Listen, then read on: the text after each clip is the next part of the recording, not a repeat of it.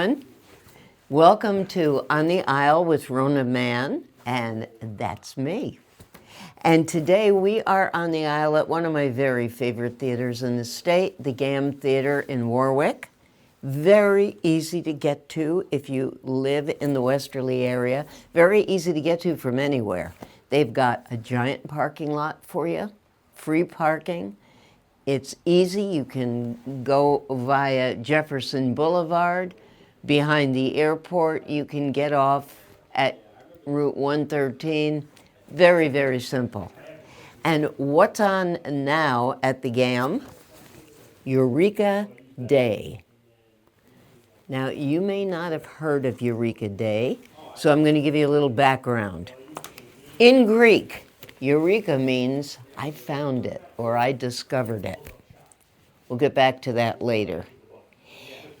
You can get your Eureka, your discovery, from now through February 1st at the Gamm.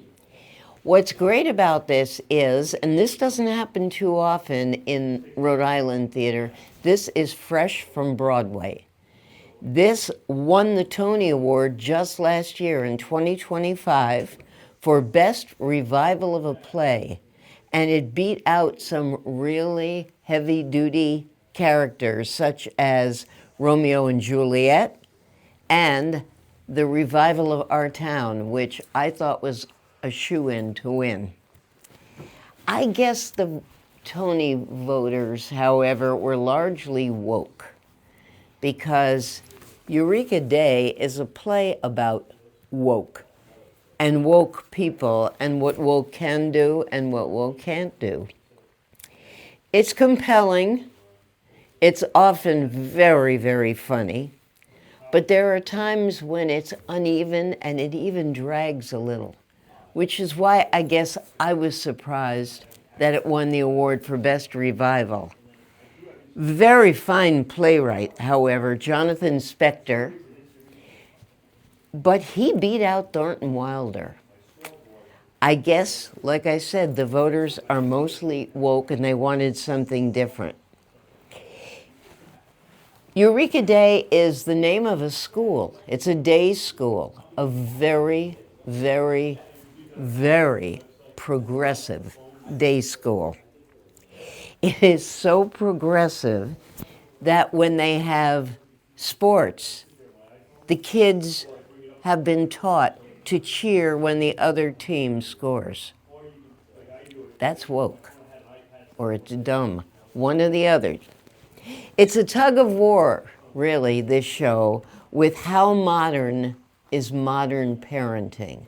And that's where the fun comes in. Early on, right in the very beginning, the opening scene, Jonathan Spector's first scene is all about wokeness. The high point, and fortunately there is a high point, because I think that opening scene is probably the draggiest, if that's a word, in the show. It could have been shorter. Now, the Gamm can't really cut, the director can't cut, Tony Estrella, but from a writer's standpoint, it was kind of tiring, that opening. But the midpoint of the entire show, through the first act, is when there is an outbreak of mumps in the school. That sound familiar? They have a pandemic. It's a crisis. And the committee of 5 people is deadlocked about whether to require students to be vaccinated to come back. Now, this committee of 5 is really hysterical because this school is so woke.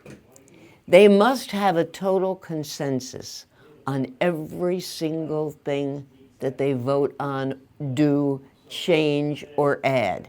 Not a majority. It must be a consensus. So that causes some very interesting character development scenes, and they do very well there. But this high point is all of a sudden, at the back of the set, comes down a large screen and there is a scrolling text. And it keeps coming, coming, coming. It's the parents with their comments about vaxxing or anti-vaxxing. There's fighting between the parents, all done in texts. It's the high point of the show. Unfortunately, it is such a high point. The audience laughs, they scream in laughter, and yet on stage, you have the 5 people in the cast who are speaking and responding to the same scrolling texts. You lose their dialogue almost every time. Now, I realize they don't know exactly where that's going to come, where the laughs are going to come. They probably have a pretty good idea. They don't know from audience to audience where you're going to get a screaming audience, a tittering audience, or just laughter. But as professional actors, they have no doubt been taught and told what you do when there is laughter and how you time when you come back with your dialogue. And almost all of that was lost, which is, it bothered me because Tony Estrella is such a good director that I'm surprised he did not do something about it, because it was really a major point with me. Eureka Day is largely an enjoyable show, but once again, it's uneven, like I just pointed out to you. The 5 actors are all very well cast. Most notable, I thought, was Gabriel Graetz, or Gratz. I'm not really good on my German. I think it's a German last name, Graetz. He was brilliant when they did Assassins a few years ago, the musical.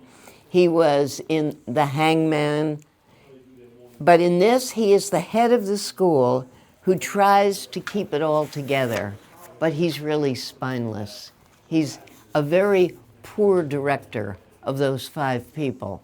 And when they start going at each other on the board, he just kind of shuts up. He wants everything to be nice, nice. He does a fine job and really brings his talents to this show as he has to others at the Gamm. The strongest female, the featured female, is Deb Martin. And I have to talk about Deb Martin because I have seen her at the Gamm in a number of shows. She is an excellent actress, but she truly disappointed me in this. She plays the very strong, very progressive person, but very much over the top. So over the top that she becomes, at least she didn't do it so much in Act 1. In Act 1, she was just trying to make peace with everyone and get her point across. In Act 2, she didn't stop moving. She moved her head. She opened her mouth wide. She did what I'm doing right now, kept moving back and forth to the point of total annoyance in the audience. The woman next to me said, God, she's like a manic depressive. And I agree. I mean, it was stop already. Now, maybe she was directed to do that, but I think it was too much. She is such a very good actress. She could have gotten that entire character across without all of that annoying movement. It ruined the balance, I thought. It made me squirm in my seat. I kept wanting to yell at her, will you stop and just calm down? But again, maybe that is what the director was going for, in which case, that disappointed me. This was written before COVID, and that's what amazed so many people. If you go and you see the interview in here, you'll see that brought up, that, you know, is this guy some kind of a psychic that he could predict COVID? No, but apparently he saw this kind of behavior in America coming. And so he wrote this before there was COVID, before there was Health and Human Services Bobby Kennedy Jr. So it made it all the more on the mark. And really, really, so much of the dialogue and the plot is so good because of it. This is something different. That's probably why it took the Tony Award. It's going to make you laugh. It will make you think. And most of all, it's going to challenge you. And to my way of thinking, that's what theater is all about. When you get in the car on your way home and you're talking about it all the way home. When you're in the restaurant or the bar after the show talking about it. And people will talk about it. Today I got an email saying we have barely opened because reviewers like myself see a preview at the Gamm. Opening night was actually last night. And they sent an email today that said, we've barely opened and already we are selling out performances up to January 25th. So again, it runs till February 1st. Eureka, I found it. You go find it too. Then tell me what you think. I'm Rona Mann, and you've been on the aisle with me. Next up, in just a couple of weeks, will be The Roommate, also 2025 on Broadway, also a Tony nominee, and this time at Trinity Rep. We'll see you on the aisle.